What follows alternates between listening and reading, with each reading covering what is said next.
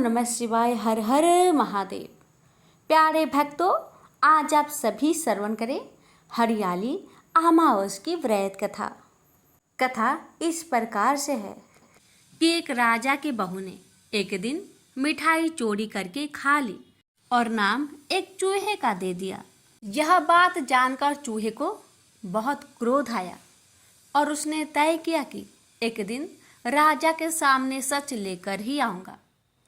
फिर एक दिन राजा के यहाँ अतिथि पधारे और राजा के ही अतिथि कक्ष में सोए। चूहे ने रानी के वस्त्र ले जाकर अतिथि के पास रख दिए। प्रातः काल उठकर सभी लोग आपस में बात करने लगे कि छोटी रानी के कपड़े अतिथि के कमरे में मिले। यह बात जब राजा को पता चली तो उस रानी को घर से निकाल दिया। रानी प्रतिदिन संध्या को दिया जलाती और ज्वार बोती और पूजा करके गुड़ धानी का प्रसाद बांटती थी। फिर एक दिन राजा शिकार करके उधर से निकले तो राजा की नज़र रानी पर पड़ी। राजा ने महल में आकर कहा कि आज तो वृक्ष के नीचे चमत्कारी चीज है। अपने झाड़ के ऊपर जाकर देखा तो ये आपस में बात कर रहे थे, आज किसने क्या खाया और कौन क्या है। उसमें से एक दिया बोला, आपके मेरे जान पहचान के अलावा कोई नहीं है। आपने तो मेरी पूजा भी नहीं की और भोग भी नहीं लगाया। बाकी के सब दिए बोले, ऐसी क्या बात हुई। तब दिया बोला, मैं राजा के घर का हूँ। उस घर की एक बहू थी, उसने एक बार मिठाई चोरी करके खा ली और चूहे का नाम ले लिया। जब चूहे को क्रोध आया तो रानी के कपड़े अतिथि के कमरे में रख दिए और राजा ने रानी को घर से निकाल दिया। वो रोज मेरी पूजा करती थी, भोग लगाती थी।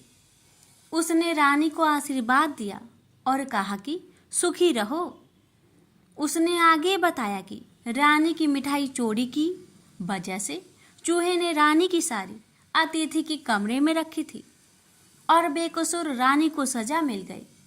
फिर सब लोग पेड़ पर से उतरकर घर आए और कहा कि रानी का कोई दोष नहीं था। यह सुनकर राजा ने रानी को घर बुलवाया और फिर सुखपूर्वक रहने लगे। प्रेम से बोलिए भोलेनाथ की जय।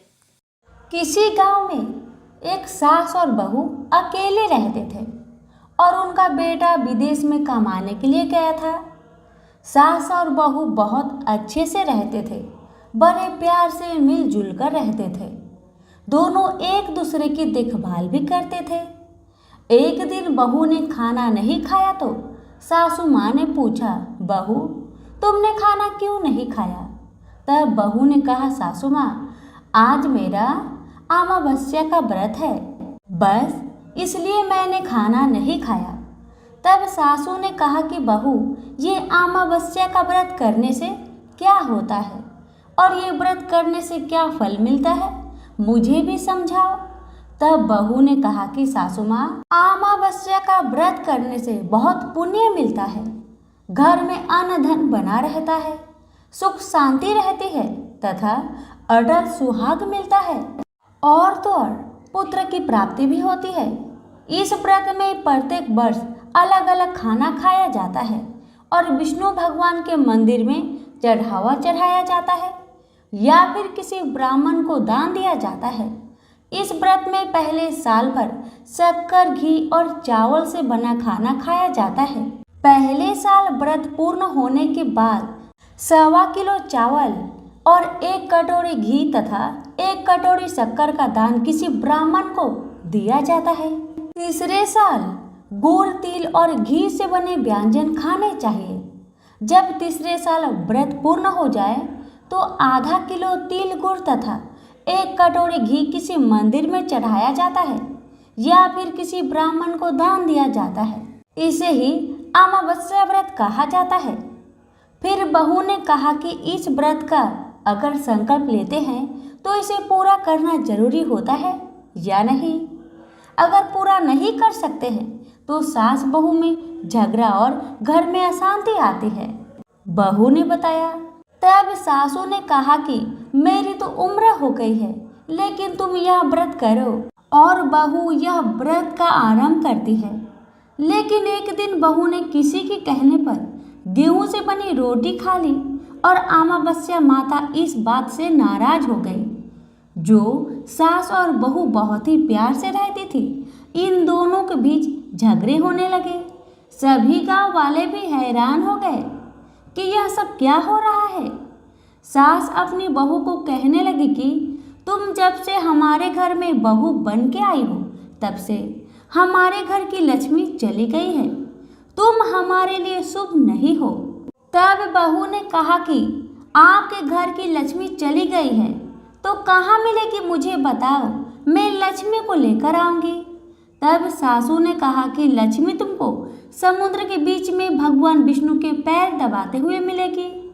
तब बहू यह कहकर चली जाती है कि अब जब तक मैं लक्ष्मी को लेके ना आऊंगी तब तक इस घर में पैर नहीं रखूंगी।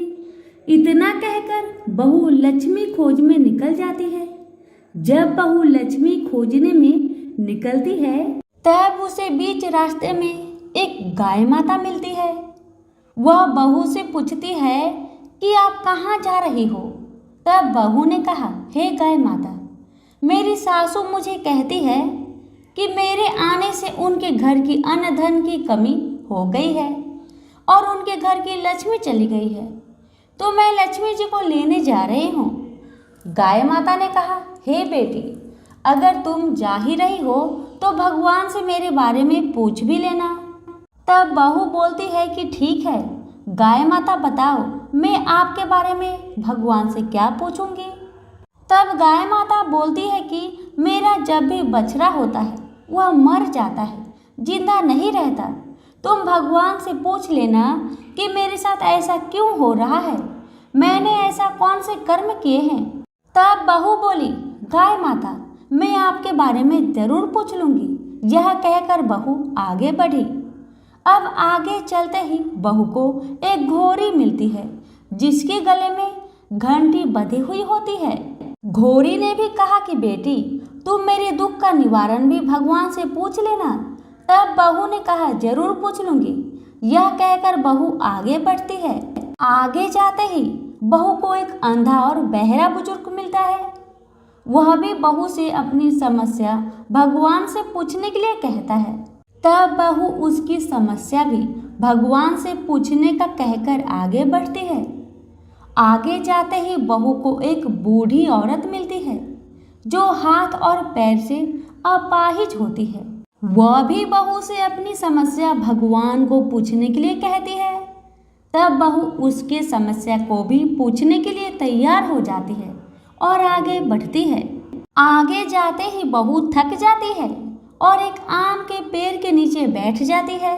तब आम का पेड़ खुश होकर बहू से पूछता है, बेटी, तुम कहाँ से आई हो और कहाँ जा रही हो। तो तब बहू बताती है वह लक्ष्मी को लेने जा रही है।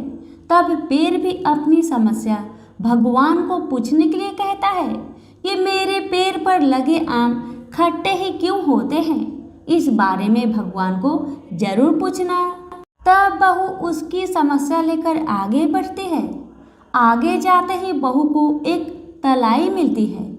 वह भी बहू को बताती है कि तुम भगवान से पूछना कि मेरी तलाई का पानी इतना मैल क्यों है, कोई भी इसे नहीं पीता है। तब बहू कहती है, जरूर पूछ लूंगी, और कहकर आगे बढ़ती है। बहुत दिनों जंगल में चलते चलते बहू थक जाती है। उसे भूख भी लगी होती है, लेकिन खाने को नहीं मिलने से वह थक जाती है और जंगल में बेहोश हो जाती है। और भगवान का चमत्कार देखिए, उसी समय भगवान विष्णु और माता लक्ष्मी वह विचरण करते हुए आते हैं। तब माता लक्ष्मी विष्णु जी से कहती है, हे नाथ, यह आपकी बहुत बड़ी भक्त है, आप इसके दुखों का निवारण करें। तब भगवान विष्णु कहते हैं कि इस संसार में बहुत जीव दुखी है, सभी अपने अपने कर्मों का फल भोग रहे हैं, किस किस के दुख का निवारण मैं करूं। तब माता लक्ष्मी ने विष्णु से विनती की और कहा कि वह भूखी प्यासी है और इसे यहाँ अगर ऐसे ही छोड़ दिया जाए तो जंगली जानवर उसे अपना शिकार बना लेंगे। माता लक्ष्मी की बात सुनकर भगवान विष्णु एक साधु का वेश धारण करते हैं और बहू के पास जाते हैं और उसे होश में लाते हैं। बहू के होश में आते ही साधु वेश में भगवान उससे पूछते हैं कि वह यहाँ क्यों आई है और कहाँ जा रही है। तब बहू पूरी बात बताती है। उसकी बात सुनकर भगवान विष्णु और माता लक्ष्मी प्रकट होते हैं। उनके साथ अमावस्या माता भी प्रकट होती है। बहू उनके चरणों में गिरकर वंदना करती है। अमावस्या माता बहू को कहती है कि बेटी, तूने मेरे व्रत को खंडित किया है, इसी की सजा मिली है, लेकिन तुम्हें अब मैं माफ करती हूँ और तुम घर जाओ। तुम्हारा घर अन्न धन से संपन्न होगा, तुम्हारा घर सुंदर महल में बदल जाएगा और तुम्हारी सभी मनोकामना पूर्ण होगी। यह सब होने के पश्चात बहू रास्ते में जो भी मिला उन सभी के दुखों का निवारण करने के लिए विनती करती है। तब भगवान विष्णु बोलते हैं कि गाय ने कभी अपना दूध किसी को नहीं पिलाया, उस वजह से उसके बछड़े जिंदे नहीं रहते हैं। तुम उसका दूध पी लेना, जिससे उसके बछड़े जिंदा रहने लगेंगे। और घोड़ी पिछले जन्म में आटा पीसने वाली महिला थी। वह किसी को आटा पीस के नहीं देती थी, इसलिए उसके गले में चक्की के पाट बंधे हुए हैं। तुम उसके पाट खोल देना, वह बिल्कुल ठीक हो जाएगी। बुजुर्ग कभी भगवान के मंदिर नहीं गया और ना ही उसने कभी भगवान के भजन सुने। तुम उसको मंदिर ले जाना और दर्शन करवा देना, वह भी ठीक हो जाएगा। बुजुर्ग महिला जो थी उसने कभी भी अपने जवानी में दान पुण्य नहीं किया, इसलिए उसे यह सजा मिली है। तुम उसे दान करवा देना तो उसकी विकलांगना दूर हो जाएगी। उस आम के पेड़ ने कभी किसी बच्चे को अपने आम खाने को नहीं दिए, इसलिए उसके सभी फल खट्टे होते हैं। तुम उस पेड़ का आम खा लेना, फिर उस पेड़ पर मीठे आम आ जाएंगे। तलाई का पानी पिछले जन्म में देवरानी जेठानी थी। वह हमेशा झगड़ती रहती थी, इसलिए उसका पानी मैला है। तुम उसका पानी पी लेना, वह तलाई शुद्ध हो जाएगी। बहू ने भगवान विष्णु, माता लक्ष्मी और अमावस्या माता को नमन करके घर जाने के लिए निकलती है और रास्ते में उसे जो भी मिला उनके सभी समस्या भगवान के कहे अनुसार दूर करती गई। सभी उसे आशीर्वाद देते हैं। घर जाते ही उसका घर एक सुंदर महल में परिवर्तन हो जाता है तथा घर में अन्न धन भरा मिलता है। अब बहू सासू से कहती है कि सासू माँ, आपने सच कहा था, मैं आपके लिए शुभ नहीं हूँ। मेरे जाने से ही आपके घर में लक्ष्मी आई है। अब आप यहाँ रहे, मैं मरने जा रही हूँ। तब सासू ने कहा कि हे बेटी, यह सब तुम्हारे अमावस्या व्रत का फल हमें मिला है। तुम यहाँ पर ही रहोगी, कहीं नहीं जाओगी। और सास बहू खुशी खुशी रहने लगे। एक दिन उसका बेटा भी विदेश से लौट आया और घर में यह सब देखा। तब उसकी माँ ने सब बात उसे बताई। इस तरह वह लोग खुशी खुशी अपना जीवन व्यतीत करने लगे। तो सभी प्रेम से बोलिए लक्ष्मी नारायण की जय, अमावस्या माता की जय। एक समय शिवजी महाराज पार्वती के साथ हरिद्वार में घूम रहे थे। पार्वती जी ने देखा कि बहुत सारे मनुष्य गंगा में नहा नहा कर हर हर गंगे कहते कहते चले जा रहे हैं, परंतु प्राय सभी दुखी और पाप परायण हैं। पार्वती जी ने बड़े आश्चर्य से शिव जी से पूछा कि हे देव, गंगा में इतनी बार स्नान करने के बाद भी इनके पाप और दुखों का नाश क्यों नहीं हुआ? क्या गंगा में अभी सामर्थ्य नहीं रहा? पार्वती जी की बातें सुन भगवान शिव ने कहा, प्रिय, गंगा में तो वही सामर्थ्य है, परंतु इन लोगों ने पाप नाशिनी गंगा में स्नान ही नहीं किया है, तब इन्हें लाभ कैसे हो? जी ने बड़े आश्चर्य से कहा, स्नान कैसे नहीं किया भगवान? सभी तो नहा नहा कर आ रहे हैं, अभी तक इनके शरीर भी सूखे नहीं हैं। जी ने कहा, ये केवल जल में डुबकी लगाकर आ रहे हैं, तुम कल इसका रहस्य समझ जाओगे। दूसरे दिन बड़े जोर की बरसात होने लगी। गलियां कीचड़ से भर गई। एक चौड़े रास्ते में एक गहरा गड्ढा था, चारों ओर लपटीला कीचड़ भर रहा था। उसी गड्ढा में भगवान शिव ने लीला करते हुए वृद्ध ब्राह्मण का रूप धारण कर लिया और दीन विवश की तरह गड्ढे में जाकर ऐसे पड़ गए कि जैसे मानो कोई मनुष्य चलता चलता गड्ढे में गिर पड़ा हो। निकलने की कोशिश करने के बावजूद भी वह निकल नहीं पा रहा है। पार्वती जी को भगवान शंकर ने समझाकर गड्ढे के पास बैठा दिया कि देखिए देवी, आप लोगों को सुना सुनाकर यूं पुकारती रहिए कि मेरे वृद्ध पति अकस्मात गलती से गड्ढे में गिर पड़े हैं, कोई पुण्य आत्मा ही इन्हें निकालकर इनके प्राणों की रक्षा करे। इस प्रकार आप बार बार कहते रहिएगा। भगवान के कहे अनुसार माता पार्वती ने किया। भगवान ने इतना भी कहा कि जब कोई मुझे बचाने की कोशिश करे तो आप उसे इतना कह दीजिएगा, मेरे पति सर्वथा निष्पाप है, इन्हें वही छुए जो स्वयं निष्पाप हो। यदि आप निष्पाप है तभी आप मेरे पति को हाथ लगाइए, नहीं तो हाथ लगते ही आप भस्म हो जाएंगे। पार्वती जी ने भगवान की बात को ध्यान में रखकर गड्ढे के किनारे पर बैठ गई और आने जाने वालों को सुना सुनाकर शिव जी की सिखाई हुई बात कहने लगी। गंगा में नहाकर लोगों के दल आ रहे थे। सुंदरी महिला को यूं बैठी देखकर कईयों का मन में पाप आया। कई लोग लज्जा से डरे, कईयों को कुछ धर्म का भय हुआ, कई कानून से डरे। कुछ लोगों ने तो पार्वती जी को यह भी सुना दिया कि मरने दे बूढ़े को, क्यों उनके लिए रोती है। आगे और कुछ दयालु सच्चा चरित्र पुरुष थे। उन्होंने करुणावश युवती के पति को निकालना चाहा, परंतु पार्वती के वचन सुनकर वे भी रुक गए। उन्होंने सोचा कि हम गंगा में नहाकर आए तो हैं, क्या हुआ, पापी तो है ही, कहीं होम करते समय हमारा हाथ ना जल जाए। किसी को भी भेष रूपी शंकर को निकालने का साहस नहीं हुआ।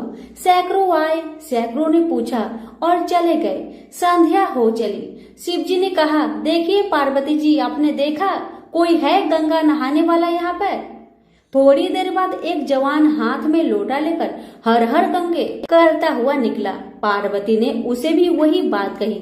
युवक का हृदय करुणा से भर आया। उसने शिव जी को निकालने की तैयारी की। पार्वती ने रोकर कहा कि भाई, यदि तुम सर्वथा निष्पाप नहीं हो तो मेरे पति को छूते ही जल जाओगे। उस युवक ने उसी समय बिना किसी संकोच के दृढ़ निश्चय के साथ पार्वती जी से कहा, माते, मेरे निष्पाप होने में तुम्हें क्यों संदेह होता है? देखती नहीं, मैं अभी गंगा नहा कर आया हूँ। भला गंगा में गोता लगाने के बाद भी कभी पाप रहते हैं? तेरे पति को मैं निकालता हूँ। युवक ने लपक कर बूढ़े को ऊपर उठा लिया। शिव पार्वती ने उसे अधिकारी समझकर अपना असली रूप प्रकट कर उसे दर्शन देकर कृतार्थ किया। शिव जी ने पार्वती से कहा कि इतने लोगों में से इन एक ने ही गंगा स्नान किया है। इस दृष्टांत के अनुसार जो लोग बिना श्रद्धा और विश्वास के केवल दम के लिए गंगा स्नान करते हैं उन्हें वास्तविक फल नहीं मिलता, परंतु इसका यह मतलब नहीं है कि गंगा स्नान व्यर्थ जाता है। विश्वास के साथ किए गए गंगा स्नान का मिलता है वास्तविक फल। प्रेम से बोलिए उमापति शंकर भगवान की जय, गंगा माता की जय। बहुत समय पहले की बात है। किसी गांव के बाहर एक बरगद का पेड़ था जिसके पास ही गणेश जी का एक छोटा सा मंदिर था। गांव में और मंदिर नहीं थे, इसलिए सब लोग इसी मंदिर में आकर पूजा किया करते थे। गांव में एक भिखारी भी रहता था। भीख मांगना ही उसका काम था। गांव छोटा सा था। भिखारी को काफी भीख नहीं मिलती थी, इसलिए यह और कोई उपाय न देखकर मंदिर के दरवाजे पर बैठने लगा। सोचने लगा कि लोग यहाँ धर्म करने आते हैं और नहीं तो सही पेट भरने लायक भीख तो मिल जाया करेगी। भिखारी दिन भर मंदिर के दरवाजे पर बैठा रहता और जब वहाँ किसी को आते देखता तो शिव शिव रटने लगता। इस तरह बेचारा दिन भर गणेश जी और शिव जी का नाम जपता रहता था, मगर शाम तक उसे भीख मिलती थी। फिर 2-4 मुट्ठी अन्न और कुछ फल मूल और कभी कभी 4-6 पैसे मिलते थे। हालांकि इतनी थोड़ी आमदनी से किसी की गुजर कैसे हो सकती है। फिर भिखारी को अपना ही नहीं बल्कि अपनी बेटी की भी चिंता करनी पड़ती थी। उसकी बेटी का नाम था कमला और वह बड़ी चतुर और बड़ी समझदार थी। मगर चतुराई और समझदारी से तो पेट की आग नहीं बुझती, उसे तो भोजन चाहिए। इसलिए कमला कभी कभी अपने बाप को भोजन पाने के लिए तंग करने लगती थी। उस वक्त भिखारी के दिल पर बड़ी चोट लगती, उसकी आंखें भर आती थी। वह चिंता के समुद्र में डूब उतरने लगता था। गर्मी के दिन थे, दोपहर का समय था। ऊपर आसमान और नीचे धरती धक धक जल रही थी। चारों तरफ सन्नाटा छा रहा था। ऐसे ही समय में महादेव पार्वती लोगों का सुख दुख देखने इस संसार में आए। चलते चलते वे उसी गांव में पहुंचे और गणेश जी के मंदिर के सामने से निकले। भिखारी उन्हें आते देख ओम नमः शिवाय की रटना रटने लगा। भिखारी की यह हालत देख पार्वती जी को बड़ी दया आई। उन्होंने महादेव जी से कहा, भगवान इस भिखारी की तरफ भी तो देखिए, बेचारा कितना दुखी है। देखिए तो कितने प्रेम से आपका नाम जप रहा है और आप भगवान कितने कठोर है। आपको क्या इस भिखारी पर दया नहीं आई? मैंने सुना था कि लोग बड़े पापी हो गए हैं, वो देवताओं का पूजा नहीं करते, मगर नहीं, आज मुझे मालूम हुआ कि इसमें उनका कोई अपराध नहीं, सब तो देवताओं का अपराध ही है। इसी भिखारी को ले लीजिए, बेचारा को आपका नाम लेते लेते बरसों बीत गए, इतने पर भी अभागा पेट भर भोजन तक नहीं पाता। जब देवता ही ऐसे कठोर हो जाएंगे तब कोई काहे उनकी पूजा करेगा। महादेव जी को पार्वती जी की बात लग गई। भगवान बोले, देवी आप असल बात क्या है नहीं जानती और आप जान भी नहीं सकती, क्योंकि आपका हृदय ही इतना कोमल है कि मैं कहता हूँ देवी आप जिद ना करें, जो हो रहा है उसे होने दीजिए।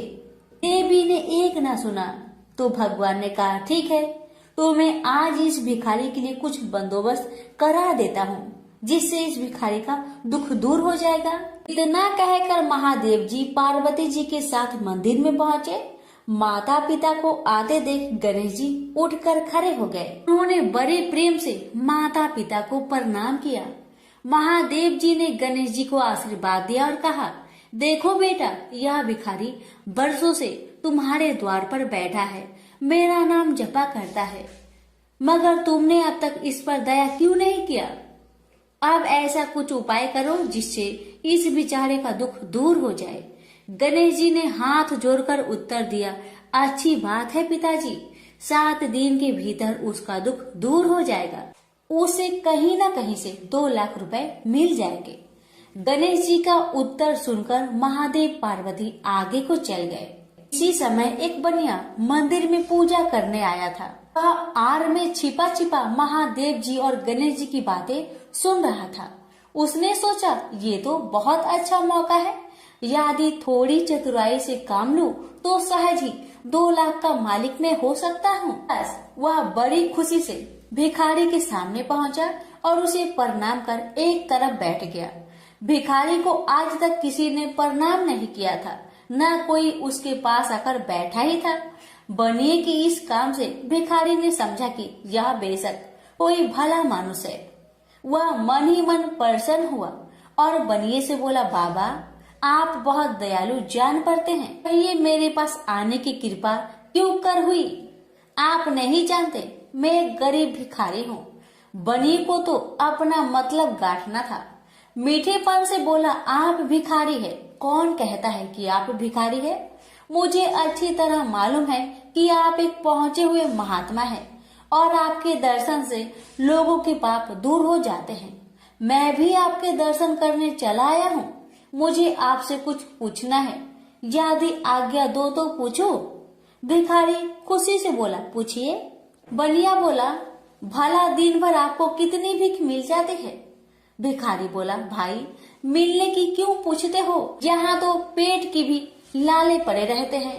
रोजाना 2-4 मुट्ठी अन्न मिल जाता है, कभी 2-4 पैसे भी मिल जाते हैं, किसी तरह दिन काट लेता हूँ। बनिया कहने लगा, राम राम, आप जैसे महात्मा और यह कष्ट, इस गांव के आदमी भी क्या आदमी हैं? आपकी थोड़ी सी सहायता नहीं कर सकते? आप कैसे यह कष्ट सह लेते हैं? मुझे तो आप पर बड़ी दया आती है। मेरे जी में आता है कि मैं आपकी कुछ सेवा करूं, पर कहने में डर मालूम होता है। भिखारी बोला, आप मेरी सहायता कर सकते हैं? अब बनिया हंसते हुए बोला, मेरी इतनी हैसियत कहाँ है जो आपकी कुछ सेवा कर सकूं, मगर एक बात है, आज से 7 दिन तक आपको जो कुछ भी मिले वह मुझे दे दीजिए। बदले में आपको मैं 100 रुपया दे दूंगा। 100 रुपये के नाम सुनते ही भिखारी मारे खुशी के उछल पड़ा। उसने सोचा, अगर 100 रुपये मिल जाए तो क्या कहना, यहाँ तो 7 दिन में 7 आने के सामान भी न मिले, तब तो 100 रुपये छोड़ देना सरासर बेवकूफी होगी, पूरा गधापन है। मगर इसी समय उसे लड़की की ख्याल आ गई। उसने सोचा, अगर मैं 100 रुपया लेकर घर पहुंचा और मेरी बिटिया रानी गुस्सा करने लगी तो पहले मैं उसकी सलाह ले लेता हूँ। बस यही विचार में आते ही उसने बनिए को जवाब दिया, आपने मुझ पर बड़ी कृपा की, मगर मैं अभी कुछ नहीं कह सकता, सोच विचार करके कल कहूँगा। जब बनिया चला गया तब भिखारी ने अपनी बिटिया को बुलाया और उससे सब हाल कह सुनाया। चतुर बिटिया कमला ने फौरन समझ गई कि इसमें जरूर कोई बनिए की शैतानी है। उसने पिता से कहा, बनिया बिना फायदे के क्यों 100 रुपये देने चला? खैर कोई बात नहीं पिताजी, मैं कल उस बनिए से बातें तय कर लूंगी, मगर आप बीच में कुछ ना बोलना। उधर बनिए का बुरा हाल था। रात भर उसके पेट में चूहे उछलते रहे। बड़ी मुश्किल से सवेरा हुआ, बनिए की जान में जान आई। वह हाथ मुंह धोते ही भिखारी के पास आ पहुंचा और छुटते ही बोला, क्या विचार किया आपने? कमला भी बनिए से निपटने को तैयार बैठी थी। बनिए की बात सुनते ही उसने जवाब दिया, सेठ जी, हम लोगों ने विचार किया, भला 100 रुपये में क्या होता है, इतना सस्ता सौदा होना मुश्किल है, माफ कीजिए। कमला का उत्तर सुनते ही बनिए पर मानो बिजली गिर पड़ी और लाख रुपए की लालच छोड़ना भी कठिन था। वह 200 रुपए देने को राजी हो गया। अब तो कमला का संदेह और भी पक्की हो गया। वह समझ गई कि बनिया जरूर किसी भारी लाभ के लिए ही इतने रुपए देना चाहता है। उसने जवाब दिया, सेठ जी, इतना सस्ता सौदा और कहीं होता होगा? 100 दो, 100 या 1000 दो, 1000 में तो होता ही क्या है। जो चीज आप कौड़ियों में मोल खरीदना चाहते हैं वह लाख रुपए में भी सस्ती है। यह सुनकर बनिया बहुत घबराया, परंतु उसने अपनी कोशिश जारी रखी। मारे लोभ के वह अंधा हो रहा था। उसको लोभ का भूत सवार हो गया था। उसने 100 दो, 100 से बढ़कर अंत में 50,000 लगा दिए। अब कमला ने सोचा, इतने रुपए थोड़े नहीं होते। अब बिटिया कमला ने सोचा, इतने बड़े रकम को छोड़ना ठीक नहीं है। उसने बनिए से कहा, खैर आप नहीं मानते तो मैं ही आपकी बात मान लेती हूँ, मगर शर्त यह है कि रुपए अभी मिलने चाहिए। ये शर्तें मंजूर करने में बनिए को क्या उजर थी। वह खुशी खुशी घर लौटा। उसने सोचा 50,000 रुपए देकर 1 लाख लेना कुछ बुरा नहीं है। 2 लाख न सही 1.5 लाख मालिक तो बन ही जाऊंगा। आहा, मेरी तकदीर भी कितनी चोखी है। 7 ही दिन में 50,000 का लाभ हो गया। उसने घर आते ही भिखारी के पास 50,000 रुपए भेज दिए। अब बनिया हर रोज भिखारी के पास आता और उसकी दिन भर की भीख घर ले आता। इस तरह 6 दिन बीत गए। अब तो बनिए को बड़ी फिक्र हुई। 7वें दिन वह फिर गणेश जी के मंदिर में पहुंचा। उसने देखा कि आज फिर महादेव पार्वती मंदिर में पधारे हैं। बस वह दीवार से कान सटा उनकी बातें सुनने लगा, मगर यह क्या, उसका कान दीवार में चिपक गया। उसने कान छुड़ाने की बहुत कोशिश की, पर कान टस मस न हुआ। तब वह दाहिने हाथ की सहायता से कान छुड़ाने लगा। इतने में हाथ भी दीवार में चिपक गया। इधर महादेव जी ने गणेश जी से पूछा, बेटा इस भिखारी के लिए कुछ इंतजाम हुआ है? गणेश जी बोले, जी हाँ, उसे 50,000 रुपए तो दिलवा दिए हैं, बाकी के लिए बनिए को दीवार से चिपका कर रखा है। यह बनिया बड़ा लोभी कंजूस है। इसने गरीबों से एक एक के 4-4 वसूल कर अपना घर बनाया है। रुपए वसूल करने में इसने गरीबी पर दया नहीं की। उनके बच्चे भूखे मरते रहे, पर इसने चौगुने रुपए वसूल करके भी संतुष्ट नहीं किया। इस तरह इसने 1 लाख रुपए से अपनी तिजोरी भर ली है। गरीबों के माल से यह सुख नहीं उठा सकता। अब जब तक यह भिखारी को बाकी 50,000 रुपए न देगा, तब तक दीवार से चिपका रहेगा। गणेश जी की बातें सुनकर बनिए ने अपना माथा को पीट लिया। इसकी आंखें में आंसू बरसने लगे। जब उसने घर से 50,000 रुपए मंगवाया और भिखारी को दे दिए, तब कहीं दीवार से उसका पीछा छूटा। से बोलिए गणेश भगवान की जय, उमापति शंकर भगवान की जय। अब सुनिए हर व्रत कथा के साथ सुनी जाने वाली लोभिया जी की कहानी। एक लोभिया था, कठोर तपस्या करता था। एक पांव पर खड़ा होकर कठिन तप करता था। उसने भगवान को प्रसन्न करने के लिए कठोर तप किया। उसके शरीर पर चिड़िया ने घोंसला भी बना लिया। तपस्या करते 12 वर्ष हो गए। भगवान ने सोचा इसको इतना समय हो गया, अब इसकी परीक्षा लेनी चाहिए। भगवान जानते थे यह बहुत लोभी है, इसलिए भगवान ने एक सोने की मुड्डी उसके पांव के पास फेंक दी। तब लोभिया की नजर उस मुड्डी पर पड़ी तो उसने मुड्डी पांव के नीचे दबा ली। भगवान की माया से भला लौ बचा है। भगवान धरती पर आए और लोभिया से बोले, लोभिया तेरी तपस्या में हीन है, तुझे इस तपस्या का फल नहीं मिलेगा। तब लोभिया ने अपनी गलती मानी और भगवान के चरण पकड़ लिए और पूछा, हे भगवान, इस तपस्या का हीन कैसे जाएगा। तब भगवान जी को उस पर दया आ गई और उन्होंने कहा, यदि रोटी बनाकर आखिरी रोटी कुत्ते की नहीं बनाई तो फल तुझे मिलेगा। जिमाकर दक्षिणा नहीं दी तो फल तुझे मिलेगा। सब कहानी कथा सुनकर तेरी कहानी नहीं सुनी तो फल तुझे मिलेगा। तभी से सभी व्रत की कहानी सुनने के बाद लोभिया जी की कहानी सुनी जाती है। प्रेम से बोलिए हरे कृष्णा।